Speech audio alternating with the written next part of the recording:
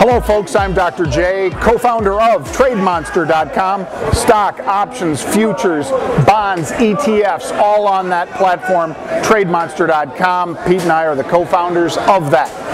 This for the CMZ today on Friday, Expiration Friday. It is the 16th of September.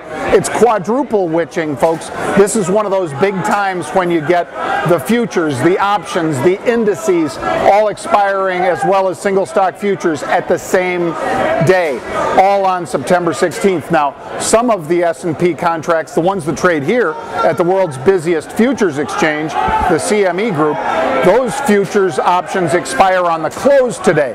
Across the street at the CBOE, those securities options on the S&P 500 trade generally under the symbol SPX. They trade and close on the opening price of today's S&P. That has to be determined. It usually takes them an hour and a half to 2.5 hours, depending on the day, to get each and every opening of all 500 of those stocks and figure out where they opened. And they separated the two openings and closings because they thought that would lessen the effect of volatility on the markets.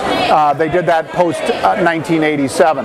Now, as far as what's trading and what people are talking about today, that UBS trader that lost the $2 billion in about 10 days. It's a suspicious trade for a number of reasons. First of all, we don't know who he is for sure. We believe it's a he because both New York Times and Wall Street Journal have even posted a picture of the gentleman who was arrested at his home at 3:30 in the morning. Nice time for a perp walk there. But this gentleman was one of the heads of the Delta One trading desk. The reason the Delta One is important, folks, is a lot of firms have desks with names like that. In fact, a lot of firms have the name Delta One.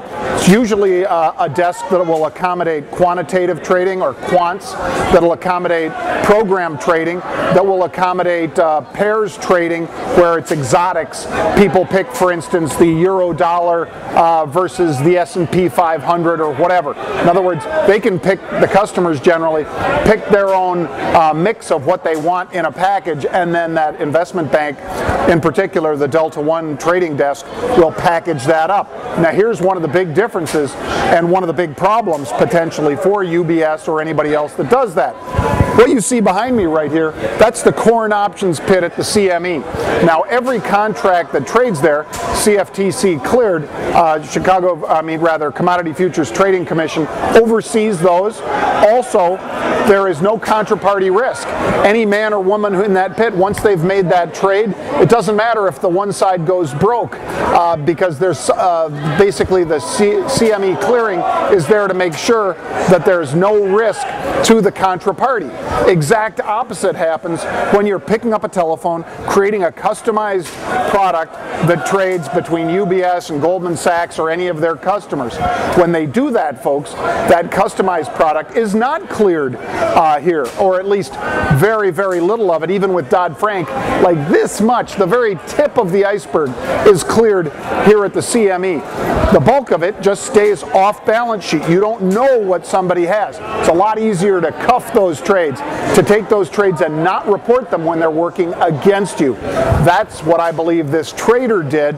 When I look at the 10-day period, since they said over this 10-day period the trader lost $2 billion, when I look at that 10-day period, I see that's one of the times when the DAX, the German index of 30 stocks, went from 5,600 to 5,000, as you can see on this graph, then right back up to 5,600.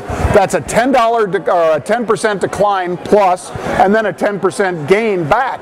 Well, those are really big moves. Trader could have been on the wrong side of that, or could have been the wrong side of the Swiss franc, which made a monstrous move when the Swiss pegged their currency to the euro dollar just over a week ago, made a 9% move in the currency, unheard of, that day when they did that. So that's why I say, folks, that when you're trading on an exchange, like the CME, like the New York Stock Exchange, NASDAQ, CBOE, those trades are cleared through a clearing mechanism that absolves you of that contraparty risk. When these people are picking up a phone and calling a bank and doing a trade, then you have the full risk of everybody that bank has traded with until those trades come off. That's significant, that risk. That was supposed to be addressed by Dodd-Frank. It has not been addressed to the extent that it needs to be through that regulation. And if anything, this should be an outrage to all of us that basically pay the piper for the mistakes that these banks make, and yet they're the ones helping write the regulations on how Dodd-Frank is going to be enforced. Now, back to this trade. So, these desks, these Delta One desks, a lot of testosterone on those desks because it's just like SEAL Team 6 or Delta Force in the Special Forces and so forth. These are the elite traders.